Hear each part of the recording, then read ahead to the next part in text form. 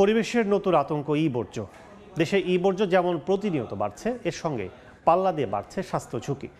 বিশ্ব স্বাস্থ্য সংস্থা বলছে বর্জ্য রিসাইক্লিং প্রক্রিয়ায় সঠিক পদ্ধতি অনুসরণ না করা হলে এর মধ্যে থাকা সব ভারী ধাতুর সংস্পর্শে শ্বাসকষ্ট, চর্ম ও স্নায়ু রোগ, এমনকি ক্যান্সারের মতো মরণভেদিরও ঝুঁকি রয়েছে। তাই নিরাপত্তা মান নিশ্চিত নীতিমালা বাস্তবায়নের পাশাপাশি ব্যক্তিগত রাষ্ট্রীয় পর্যায়ে সচেতনতা বাড়ানোর বিকল্প নেই বলছেন সংশ্লিষ্টরা।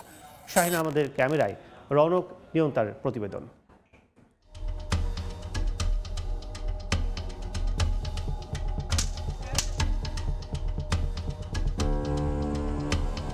বর্জ্য পরিবেশ দূষণের একটি নতুন উপকরণ। ব্যবহারের পর বিভিন্ন ধরনের ইলেকট্রনিক্স দ্রব্য যখন অচল বা সচল অবস্থায় ফেলে দেওয়া হয়, সেটাই বর্জ্য। লোহা লক্ষ্য হয়তো তামাক, কাগজ টাগজ যা কিছু বোতল মতো নিয়ে এসি। বললাম যে কিছু সার্কিট আছে, ওই জায়গার থেকে কিছু সার্কিট দিয়ে আরেকটা মোবাইল ঠিক করার জন্য ওইটাতে ইউজ করে। এসব বর্জ্য থেকেই তৈরি হচ্ছে সীসা ও ক্যাডমিয়ামের মতো ক্যান্সার সৃষ্টিকারী উপাদান। তবে এই বিপুল পরিমাণ বর্জ্য সামলাতে বাংলাদেশ কি প্রস্তুত? এসব প্রযুক্তি পণ্য ব্যবহারের পর ফেলে দেওয়া হচ্ছে ডাস্টবিনে, সেগুলো মিশছে মাটিতে, হচ্ছে দূষণ।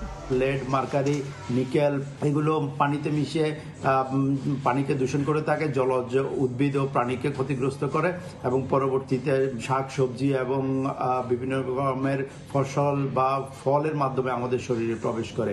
মানবাধিকার সংগঠন ভয়েসের একটি গবেষণা বলছে এই বর্জ্য সংগ্রহের সঙ্গে জড়িত প্রায় 50,000 শিশু, যাদের প্রায় 15 ভাগই প্রতি বছর বর্জ্যের সংস্পর্শে আসার কারণে নানা রোগে আক্রান্ত হয়ে প্রাণ হারায়। গোডাউনে নিয়ে যাই, এই জায়গায় আলাদা করি, লোহার জায়গায় লোহা, বাঙালির জায়গায় বাঙালি, আঙ্গু করতে করতে অভ্যাস হয়ে গেছে।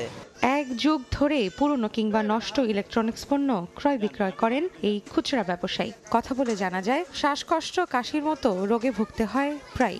অনেক সময় কাশি মাসি হয়, ওষুধ বুড়ি খাই, ঠিক হয়ে যায়। ধুলাবালি তো এগুলো ময়লা কাজ, মাছপুরে কাজ করছিলাম, কিন্তু এখন আপাতত দামাল হয় তো সমস্যা তো হয়। মাঝে মাঝে ডাক্তার দোকান আছে, ওষুধ কিনে আনি। চিকিৎসকরা সতর্ক করছেন, বর্জ্যে থাকা বিভিন্ন ভারী ধাতুর দূষণ রোধ করা না গেলে জনস্বাস্থ্যের ঝুঁকি বাড়বে দিন দিন। আমরা যেন যত্রতত্র এই জিনিসগুলো, অন্য যেসব ময়লা সেগুলো না ফেলে, সেগুলির জন্য একটা যখন ফেলবো সেটার জন্য আমাদের কোনো এরিয়ায় বা পাড়া মহল্লে সেপারেট জায়গা থাকে এই বর্জ্যগুলির জন্য কোনো একটা জায়গায় ফেলা। কিছু কিছু ক্ষেত্রে রিসাইকেলও করা যায় এবং যারা হ্যান্ডেলিং করবে তারা যেন অন্তত মাস্ক পরেন, গ্লাস পরিধান করেন। এই অবস্থায় এ থেকে উত্তরণে ব্যক্তিগত রাষ্ট্রীয় পর্যায়ে সচেতনতা বাড়ানোর পাশাপাশি অনানুষ্ঠানিক প্রতিষ্ঠানগুলোকে অনুমোদনের পরামর্শ সংশ্লিষ্টদের। আলাদা করে ফর্মাল সেক্টরে এটি সেগ্রিগেশনের বা রিসাইক্লিং এর দরকার আছে। সরকারের পক্ষ থেকে ট্রেনিং বা ব্যবসা যারা করছে বা আলাদা যারা করছে তাদেরকে বিভিন্ন রকমের প্রণোদনা দিয়ে তাদেরকে ফর্মাল সেক্টরে রেজিস্ট্রেশনের মাধ্যমে তাদের অনুমোদন দেওয়া যেতে পারে।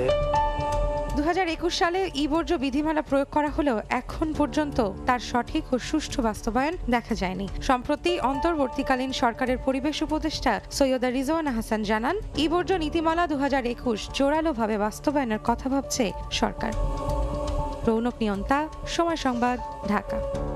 4 দশক ধরে আপনার ফাইন্যান্সিয়াল পার্টনার আইডিএলসি।